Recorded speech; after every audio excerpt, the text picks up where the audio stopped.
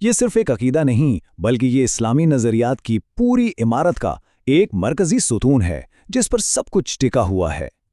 تو چلیں زیادہ وقت لیے بغیر سیدھا اس موضوع کی گہرائی میں اترتے ہیں اور سمجھتے ہیں کہ آخر ختم نبوت کا مطلب کیا ہے اور اسلام میں اس کی اتنی اہمیت کیوں ہے۔ بالکل سادہ اور آسان لفظوں میں سمجھیں تو عقیدہ ختم نبوت کا مطلب یہ ہے کہ پیغمبروں کا جو سلسلہ حضرت آدم علیہ السلام سے شروع ہوا تھا وہ حضرت محمد صلی اللہ علیہ وسلم پر آ کر مکمل ہو گیا، ختم ہو گیا۔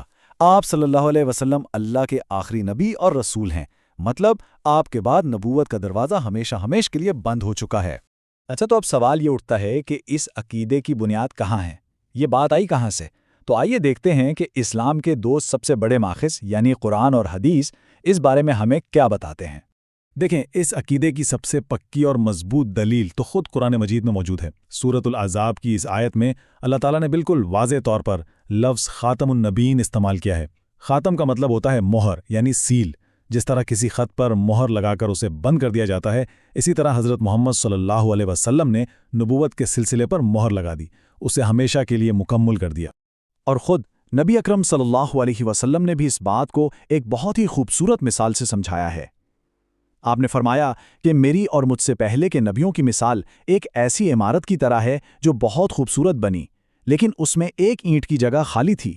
تو میں وہ آخری اینٹ ہوں جس کے لگنے سے نبوت کی یہ عمارت مکمل ہو گئی۔ کیا کمال کی مثال ہے نا؟ تو قرآن اور حدیث کے بعد آئیے دیکھتے ہیں کہ تاریخی طور پر تمام مسلمانوں نے اس عقیدے کو کیسے دیکھا ہے اور آج کے دور میں خاص طور پر قانونی لحاظ سے اس کی کیا حیثیت ہے۔ یہاں دو بہت دلچسپ باتیں ہیں۔ پہلی ہے اجماع امت۔ اس کا مطلب ہے کہ صحابہ کرام کے زمانے سے لے کر آج تک 1400 سال میں تمام مسلمانوں کا اس بات پر اتفاق رہا ہے، کبھی کوئی اختلاف نہیں ہوا۔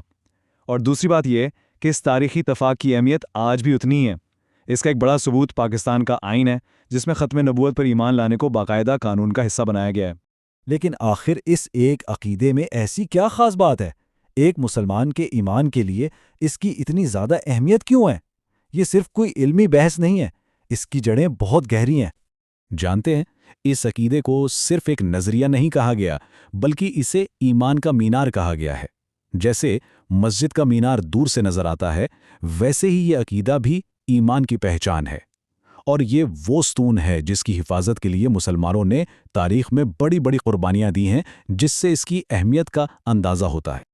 تو چلیں اس گفتگو کا اختتام ایک اہم سوال پر کرتے ہیں جس پر غور و فکر کرنا چاہیے۔ سوال یہ ہے کہ کسی بھی نظریاتی نظام، کسی بھی مذہب یا آئیڈیالوجی میں اس کے جو بنیادی اصول ہوتے ہیں وہ آخر کیا کردار ادا کرتے ہیں؟ وہ کیسے اس پورے نظام کی شکل بناتے ہیں اور اسے بکھرنے سے بچاتے ہیں؟